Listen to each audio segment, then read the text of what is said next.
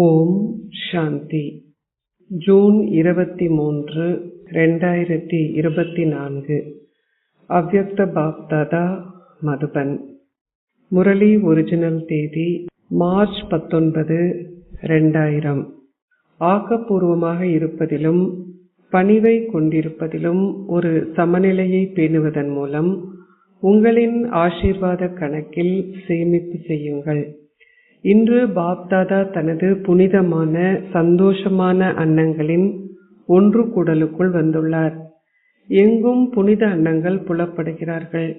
நீங்கள் அனைவரும் புனித அன்னங்களின் சிறப்பு இயல்பை மிக நன்றாக அறிவீர்கள்.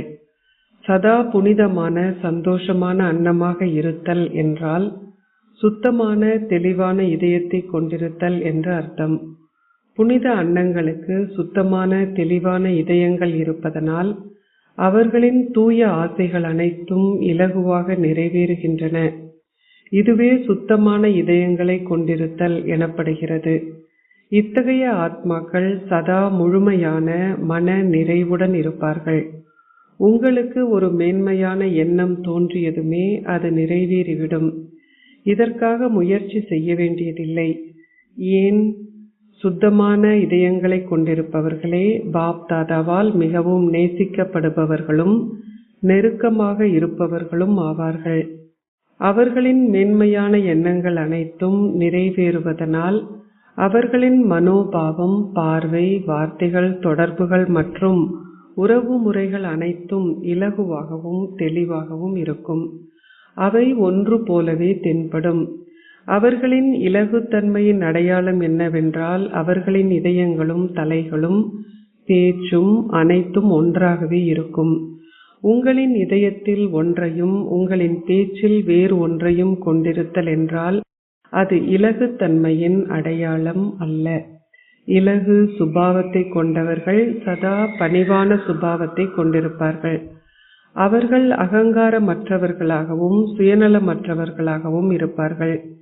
புனித அன்னம் ஒருவர் இலகுவான சுபாவம், இலகுவான வார்த்தைகள், இலகுவான மனோபாவம், இலகுவான பார்வை என்ற சிறப்பு இயல்புகளை கொண்டிருப்பார்.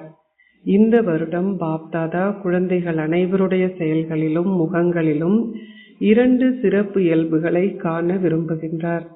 நீங்கள் அனைவரும் கேட்கின்றீர்கள், அடுத்து நாங்கள் என்ன செய்ய போகின்றோம்? இந்த பருவ காலத்தின் கடைசி சந்திப்பின் பின்னர் நாம் என்ன செய்ய போகின்றோம்? நீங்கள் அனைவரும் நினைக்கின்றீர்கள், அடுத்து என்ன நடக்கப் போகிறது? அடுத்து நாம் என்ன செய்ய போகின்றோம்? பாப்தாதா குழந்தைகள் அனைவரிலும் இந்த சிறப்பு இயல்பை காண விரும்புகின்றார். உங்களில் பெரும்பாலானோர் உங்களின் சக்திக்கு ஏற்ப சேவை களத்தில் மிக நன்றாக முன்னேறி இருப்பதுடன் நீங்களும் முன்னேறி உள்ளீர்கள். இந்த முன்னேற்றத்திற்காக பாப்தாதா உங்களை பாராட்டுகின்றார். மிக நன்று, மிக நன்று, மிக நன்று. அத்துடன் கூடவே உங்களின் பெரு பேறுகளிலும் பாப்தாதா ஒரு விஷயத்தை கண்டார். அவர் அதை உங்களுக்கு சொல்லட்டுமா? ஆசிரியர்களே, பாபா உங்களுக்கு சொல்லட்டுமா? இரட்டை வெளிநாட்டவர்களே, பாபா உங்களுக்கு சொல்லட்டுமா? பாண்டவர்களே, பாபா உங்களுக்கு சொல்லட்டுமா? நீங்கள் உங்களின் கைகளை உயர்த்தினால் மட்டுமே பாபா உங்களுக்கு கூறுவார். இல்லாதுவிட்டால் பாபா உங்களுக்கு கூற மாட்டார். அனைவரும் தமது கைகளை உயர்த்தினார்கள். மிகவும் நல்லது. பாபா கண்ட அந்த ஒரு விஷயம் என்ன? இன்று பாபாவும் தாதாவும் சூட்சும வதனத்தில் ஒருவரோடு ஒருவர் இதயபூர்வமாக உரையாடினார்கள். அவர்கள் எப்படி இதயபூர்வமாக உரையாடினார்கள்? அவர்கள் இருவரும் எப்படி ஒருவரோடு ஒருவர் உரையாடுவார்கள்? இந்த உலகில் நீங்கள் தனி நடிப்பு என்று கூறுவீர்கள். நீங்கள் இதை மிக நன்றாக செய்கின்றீர்கள். உங்களின் பௌதிக உலகில் ஒரே ஆத்மா 2 பாகங்களை நடிப்பார். ஆனால் பாப்தாதாவோ ஒரு ஷரீரத்தில் 2 ஆத்மாக்கள். இதில் வேறுபாடு இருக்கிறதல்லவா? அதனால் இது மிகவும் சுவாரஸ்யமாக இருக்கிறது. எனவே இன்று பாப்தாதா சூட்சும வதனத்தில் இதயபூர்வமாக உரையாடினார். எதை பற்றி? தந்தை பிரம்மாவிற்கு எதை பற்றி அதிக அளவு உற்சாகம் இருந்தது என உங்கள் அனைவருக்கும் தெரியுமா? நீங்கள் இதை மிக நன்றாக அறிவீர்கள் தானே? அனைத்துமே மிக விரைவாக நிகழ வேண்டும் என்ற உற்சாகம் தந்தை பிரம்மாவிடம் இருந்தது. ஆகவே சிவ தந்தை பிரம்மா தந்தைக்கு கூறினார், விநாசமும் மாற்றமும் இடம்பெறுவது ஒரு கைத்தட்டலுக்குரிய விஷயம் கூட அல்ல. அது உங்களின் விரல்களை சொடுக்கு போடும் விஷயமாகும். எவ்வாறாயினும் அனைத்திற்கும் முதலில் ஒரு மாலையை உருவாக்குங்கள். 108 இல்லாது விட்டாலும் அதன் அரைவாசி எண்ணிக்கையிலான மாலையை உருவாக்குங்கள். எனவே தந்தை பிரம்மா என்ன பதில் கூறியிருப்பார்? பாபாவிடம் சொல்லுங்கள், அது ஏற்கனவே தயாராகிவிட்டது என்று கூறப்பட்டது. அச்சா, அரைவாசி மாலையாவது இன்னமும் தயாராகவில்லையா? முழு மாலை இல்லாது விட்டாலும் அரைவாசி மாலையாவது தயாரா? அனைவரும் சிரித்தார்கள். நீங்கள் சிரிப்பதினால் அதில் ஏதோ இருக்கிறது என்று அர்த்தம். அரைவாசி மாலை தயார் என கூறுபவர்கள் உங்களின் ஒரு கையை உயர்த்துங்கள், அது தயாரா? மிக சிலரே இருக்கிறார்கள். மாலை இன்னமும் தயாராகி கொண்டிருக்கிறது என நினைப்பவர்கள் உங்களின் கையை உயர்த்துங்கள். அது தயாராகி கொண்டிருக்கிறது என்றே பெரும்பாலானோர் கூறுகிறார்கள். அது தயாராகி விட்டது என்று சிறுபான்மையினர் கூறுகிறார்கள். மாலை தயாராகிவிட்டது என்று தமது கைகளை உயர்த்தியவர்களை அந்த பெயர்களை எழுதி பாப்தாதாவிடம் அவற்றை கொடுக்கும்படி பாப்தாதா கேட்கின்றார். இது நன்றாக இருக்கும், அப்படித்தானே? பாப்தாதாவும் இதை பார்ப்பார், அப்படித்தானே? அதை மூடி சீல் வைக்கப்பட்டிருந்தால் வேறு எவரும் அதை பார்க்க மாட்டார்கள். யார் இத்தகைய நம்பிக்கை வைக்கக்கூடிய ரத்தினங்கள் என்பதை பாப்தாதா பார்ப்பார். யாராவது அப்படி இருக்க வேண்டும் என பாப்தாதாவும் நினைக்கின்றார். எனவே அவர்களிடமிருந்து பெயர்களை எடுங்கள், அவர்களின் புகைப்படங்களை எடுங்கள். எனவே தந்தை பிரம்மா என்ன பதில் அளித்தார்? நீங்கள் அனைவரும் மிக நல்ல பதில்களை வழங்கினீர்கள். தந்தை பிரம்மா கூறினார், நீங்கள் விரல் சொடுக்கு போடுகின்ற அளவு நேரத்தின் தாமதமே உள்ளது. அவர்கள் தயாராகி விடுவார்கள். ஆகவே இது நல்லது தானே? அதன் பின்னர் சிவ தந்தை கூறினார், அச்சா, மாலை முழுவதும் தயாரா? அரைவாசி மாலைக்கான பதில் கிடைத்துவிட்டது. அவர் முழுமையான மாலையை பற்றி கேட்கின்றார். அதற்கு சிறிதளவு நேரம் தேவை என அவர் கூறினார். இந்த இதயபூர்வமான உரையாடலே இடம்பெற்றது. ஏன் சிறிதளவு நேரம் தேவை?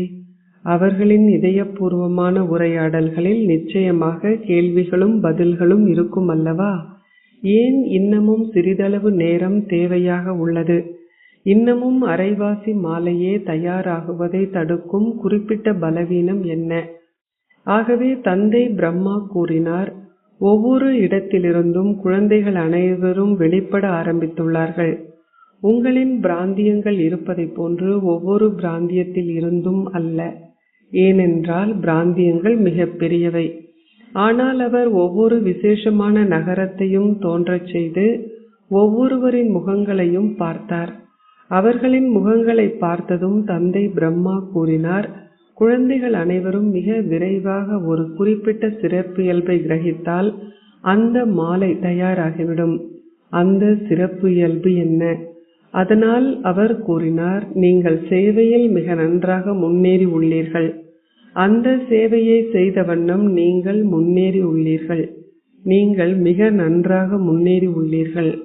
ஆனால் ஒரு குறிப்பிட்ட விஷயத்தில் சமநிலை குறைபாடு காணப்படுகிறது. அந்த விஷயம் என்னவென்றால், கட்டி எழுப்பும் பணியில், அதாவது நிர்மாணத்தில் நீங்கள் மிக நன்றாக முன்னேறி உள்ளீர்கள். ஆனால் அவ்வாறு கட்டி எழுப்புவதுடன் கூடவே பணிவுத்தன்மையும், அதாவது நிர்மான் இருக்க வேண்டும். கட்டி எழுப்புவது ஒரு விஷயம், பணிவாக இருப்பது மற்றொரு விஷயம். ஒரு எழுத்து வேறுபாடே உள்ளது. எவ்வாறாயினும் கட்டி எழுப்புவதிலும் பணிவாக இருப்பதிலும் உள்ள சமநிலையில் ஒரு வேறுபாடு காணப்படுகிறது. சேவை செய்வதில் முன்னேறும் போது பணிவாக இருப்பதற்கு பதிலாக உங்களின் சொந்த அகங்காரம் சில நேரங்களில் சில இடங்களில் கலந்துவிடுகிறது. நீங்கள் செய்யும் சேவையில் எந்த அளவிற்கு நீங்கள் முன்னேறுகின்றீர்களோ அந்த அளவிற்கு உங்களின் மனோபாவத்திலும் பார்வையிலும் வார்த்தைகளிலும் நடத்தையிலும் பணிவானது காணப்பட வேண்டும். ஆகவே இந்த சமநிலை தேவைப்படுகிறது. இதனாலேயே உங்களின் தொடர்புகளிலிருந்தும் உறவுகளிடமிருந்தும் நீங்கள் பெற வேண்டிய ஆசீர்வாதங்களை நீங்கள் பெறுவதில்லை. நீங்கள் வேறு எத்தனை முயற்சிகளை செய்தாலும் அவை நன்றாக இருந்தாலும் முயற்சி செய்வதுடன் கூடவே உங்களின் ஆசீர்வாத கணக்கில் நீங்கள் சேமிக்காது விட்டால் உங்களால் அருள்பவராக இருக்கும் ஸ்திதியையும் கருணை நிறைந்தவராக இருக்கும் ஸ்திதியையும் அனுபவம் செய்ய முடியாது. உங்களுக்காக முயற்சி செய்வது அவசியமே. அதே நேரத்தில் பாப்தாதாவிடமிருந்தும் குடும்பத்தின் இளைய மற்றும் மூத்த உறுப்பினர்களிடமிருந்தும் ஆசீர்வாதங்களையும் பெறுங்கள். இந்த ஆசீர்வாதங்களை பெறுவதென்றால் உங்களின் புண்ணிய கணக்கில் சேமித்தல் என்று அர்த்தம். இது உங்களின் மதிப்பெண்களுடன் மேல் அதிகமாக சேர்க்கப்படுகிறது. நீங்கள் விரும்பிய அளவிற்கு சேவை செய்யுங்கள், அவ்வளவுதான். உங்களின் சேவை செய்வதில் ஈடுபட்டிருப்பதன் மூலம் தொடர்ந்து முன்னேறுங்கள். ஆனால் பாப்தாதா குழந்தைகள் அனைவரிலும் இந்த சிறப்பியல்பை பார்க்க விரும்புகின்றார். சேவையுடன் கூடவே பணிவாகவும் ஒத்திசைவாகவும் இருப்பதன் மூலம் உங்களின் புண்ணிய கணக்கில் சேமிப்பதும் மிக மிக அவசியமாகும். அதன் பின்னர் நீங்கள் அதிகளவு சேவை செய்தீர்கள், நீங்கள் இதை செய்தீர்கள், அதை செய்தீர்கள், அப்படி இருந்தும் ஏன் உங்களின் இலக்கம் பின்னால் இருக்கிறது என கூறக்கூடாது. இதனாலேயே பாப்தாதா முன்கூட்டியே உங்களுக்கு சிக்னல் கொடுக்கின்றார். தற்சமயம் நீங்கள் அதிகளவில் உங்களின் புண்ணிய கணக்கில் சேமிக்க வேண்டும். இவர் எப்படியும் இப்படித்தான், இவர் மாறவே போவதில்லை என நினைக்காதீர்கள். உங்களால் இயற்கையை மாற்ற முடிகின்றது. நீங்கள் இயற்கையுடன் ஒத்திசைந்து வாழ்கின்றீர்கள் தானே? அப்படியென்றால் ஏன் உங்களால் பிராமண ஆத்மாக்களுடன் ஒத்திசைந்து போக முடியவில்லை? உங்களுக்கு எதிராக இருப்பவர்களுடன் ஒத்திசைந்து செல்லுங்கள். இதையே ஆக்கப்பூர்வமாக இருப்பதற்கும் பணிவாக இருப்பதற்கும் இடையில் ஒரு சமநிலையை பேணுதல் என்பதன் அர்த்தமாகும். நீங்கள் இதை கேட்டீர்களா? பாபா உங்களுக்கு கடைசி சந்திப்பில் வீட்டுப்பாடம் கொடுப்பார் அல்லவா? நீங்கள் ஏதாவது வீட்டுப்பாடத்தை பெறுவீர்கள் தானே? எனவே பாப்தாதா அடுத்த பருவ காலத்தில் வருவார். ஆனால் அவர் ஆனால் என கூறுகின்றார். பாருங்கள், சாக்கார பாபா நடித்த பாகம் தொடர்ந்தது, அவ்யக்த பாபாவின் பாகமும் தொடர்கிறது. இந்த அவ்யக்த பாகம் இவ்வளவு நீண்ட காலம் தொடரும் என எவரும் கனவில் கூட நினைத்ததில்லை. எனவே இந்த பாகங்கள் இரண்டும் நாடகத்தின்படி தொடர்ந்து நடிக்கப்பட்டது. இப்பொழுது ஏதாவது நிபந்தனை இருக்க வேண்டுமா இல்லையா? உங்களின் அறிவுரை என்ன? இது இப்படியே தொடரலாமா? ஏன்? இன்று சூட்சும வதனத்தில் பாபா நிகழ்ச்சியை பற்றி கேட்டார். ஆகவே அவர்களின் இதயபூர்வமான உரையாடலில் இந்த பாகம் நாடகத்தில் எவ்வளவு காலத்திற்கு தொடர்ந்து நடிக்கப்பட வேண்டும் என்றும் பாப்தாதா கலந்துரையாடினார். இதற்கு ஒரு தேதி உள்ளதா? தேராதூனை சார்ந்த சகோதரி பிரேமிடம் பாபா கேட்டார். பாபாவிற்கு ஜாதகத்தை கூறுங்கள், இது எவ்வளவு காலத்திற்கு தொடரும்? இந்த கேள்வி இப்பொழுது தோன்றியுள்ளது. இது எவ்வளவு காலத்திற்கு தொடரப்போகிறது? உங்களுக்கு 6 மாதங்கள் இருக்கிறது தானே? அடுத்த பருவ காலம் 6 மாதங்களின் பின்னர் ஆரம்பமாகும். ஆகவே பாப்தாதா பெரு பேற்றை பார்க்க விரும்புகின்றார்.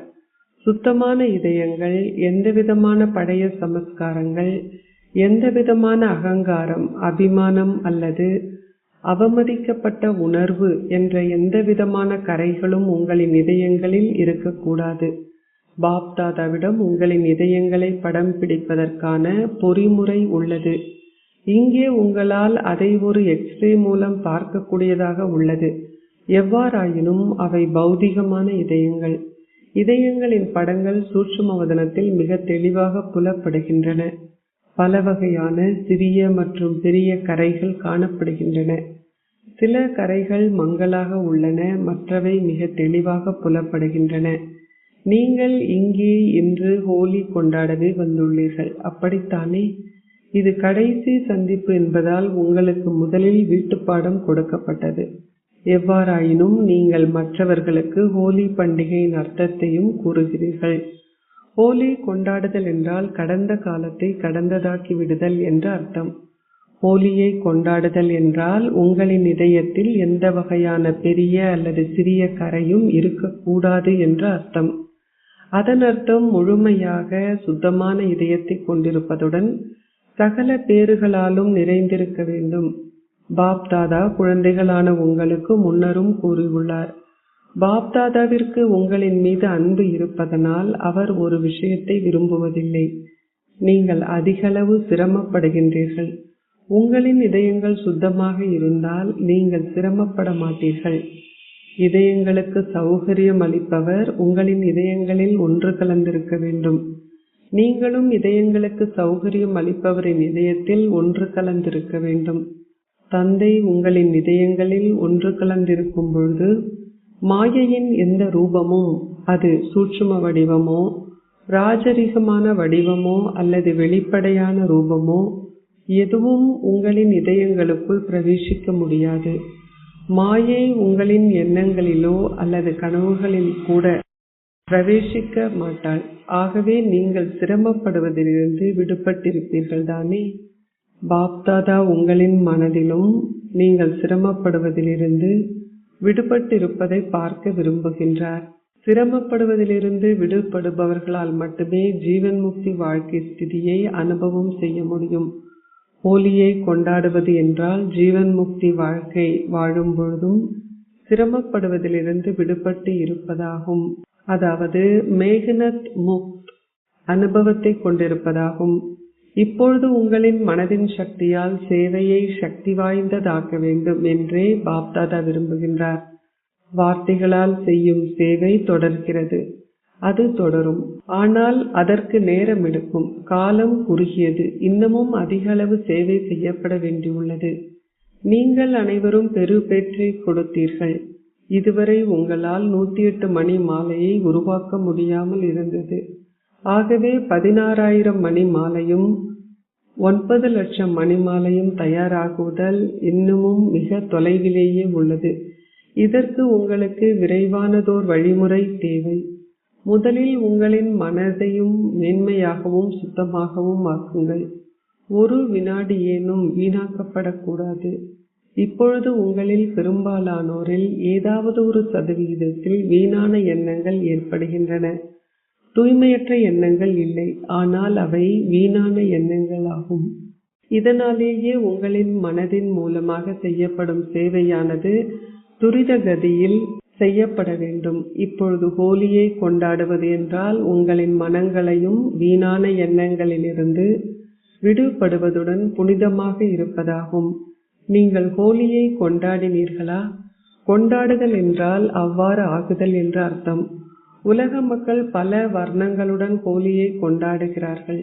எவ்வாறாயினும் பாப்தாதா குழந்தைகளான உங்கள் அனைவர் மீதும் தெய்வீக குணங்கள், தெய்வீக சக்திகள் என்பவற்றின் நிறங்களையும் ஞான ரோஜாக்களையும் தூவுகின்றார். இன்று சூட்சும வதனத்தில் வேறு சில செய்திகளும் வந்தன. இதயபூர்வமான உரையாடலை பற்றிய முதல் செய்திகள் உங்களுக்கு கூறப்பட்டன.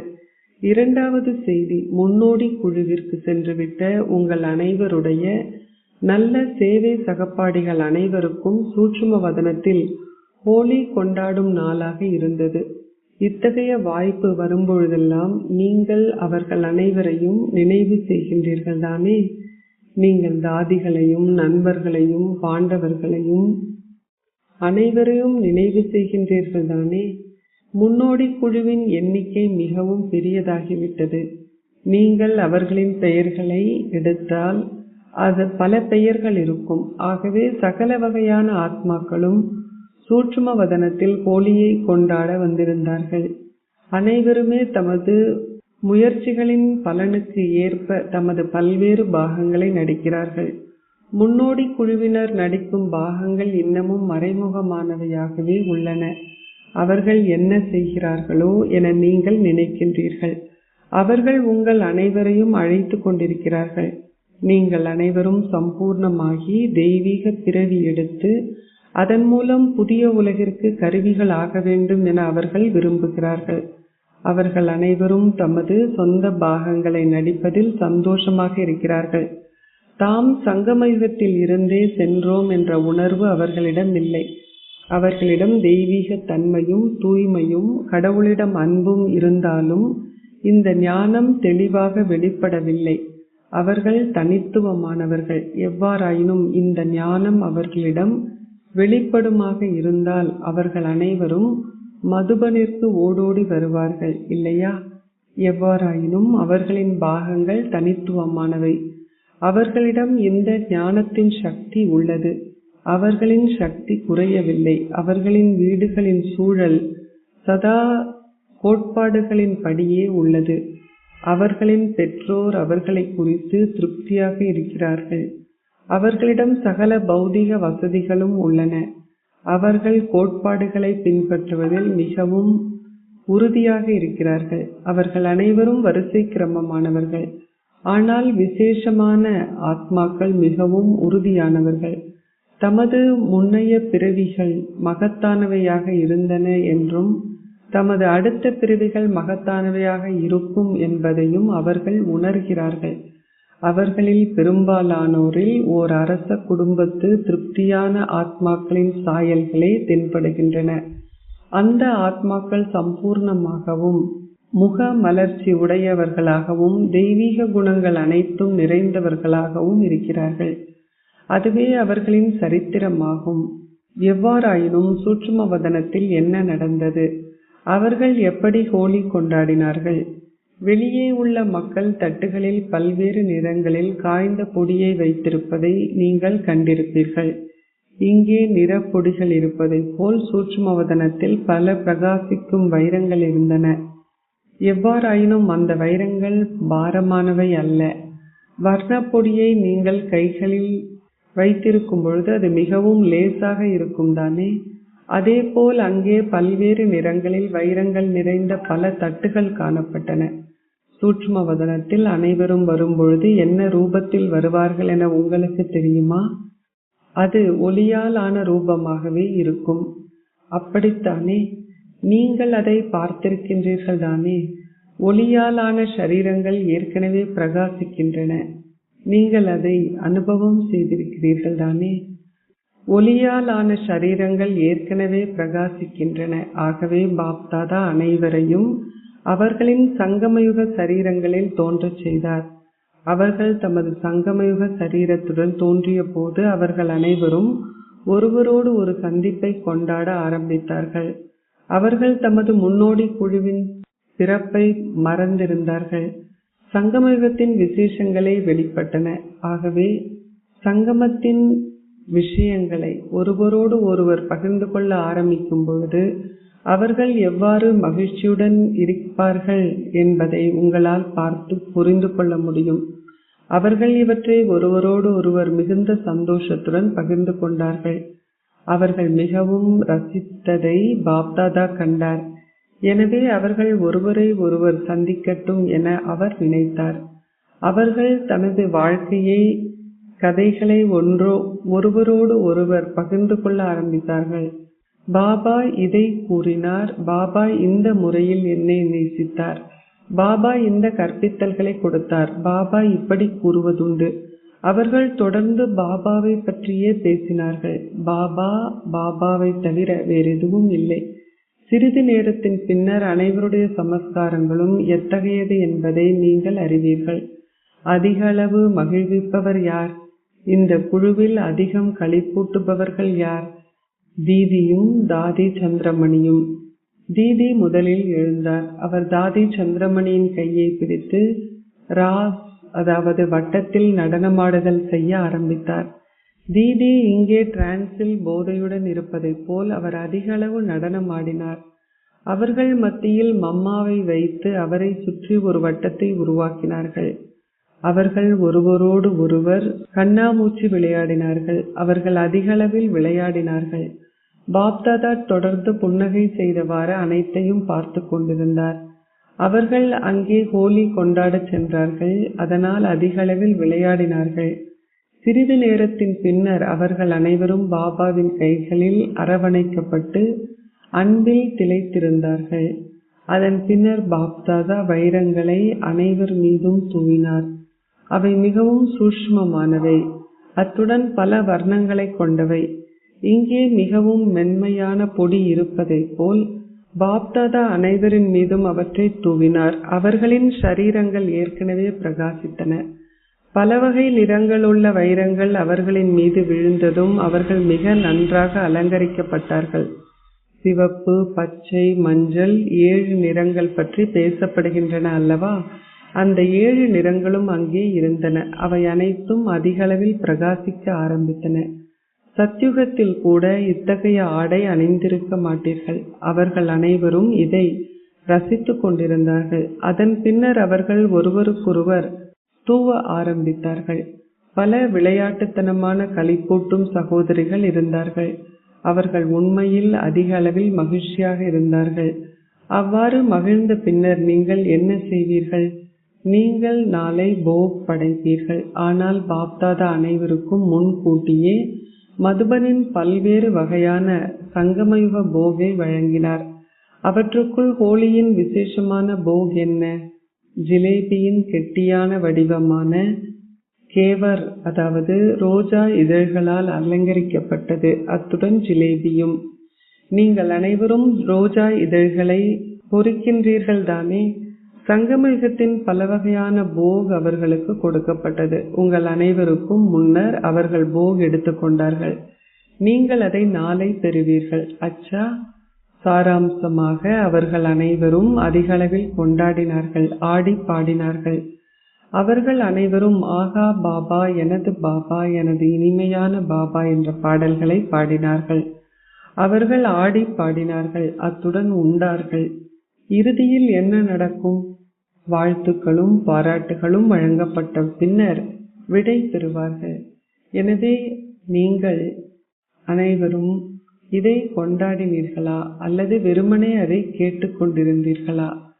அனைத்திலும் நீங்கள் முதலில் ஒளியாலான ஷரீரங்களை கொண்ட தேவதைகள் ஆக வேண்டும். உங்களால் இப்படி ஆக முடியும் இல்லையா? உங்களின் ஷரீரங்கள் வெளியே தெரியக்கூடியவையாக இருக்கின்றனவா? இல்லை. ஒரு வினாடியில் லேசான ஒளியாலான பிரகாசிக்கும் ரூபம் ஆகுங்கள். உங்களால் அப்படி ஆக முடியுமா? சம்பூர்ணமான தேவதைகள் ஆகுங்கள். பாபா அபியாசத்தை செய்வித்தார். இப்பொழுது உங்களின் சூட்சுமமான பிரகாசிக்கும் ஷரீரங்களின் மீது பலவர்ண வைரங்களை தூவுங்கள். சதா நற்குணங்கள், சக்திகள் மற்றும் இந்த ஞானத்தின் தெய்வீக நிறங்களால் நிறமூட்டப்பட்டவராக இருங்கள். அனைத்திலும் மகத்தான நிறம் பாப்தாதாவின் சகவாசத்தினால் நிறமூட்டப்படுவதாகும். ஆகவே சதா இந்த நிறத்தால் நிறமூட்டப்பட்டிருங்கள். நீங்கள் இவ்வாறு அனாதியாக இருப்பீர்களாக.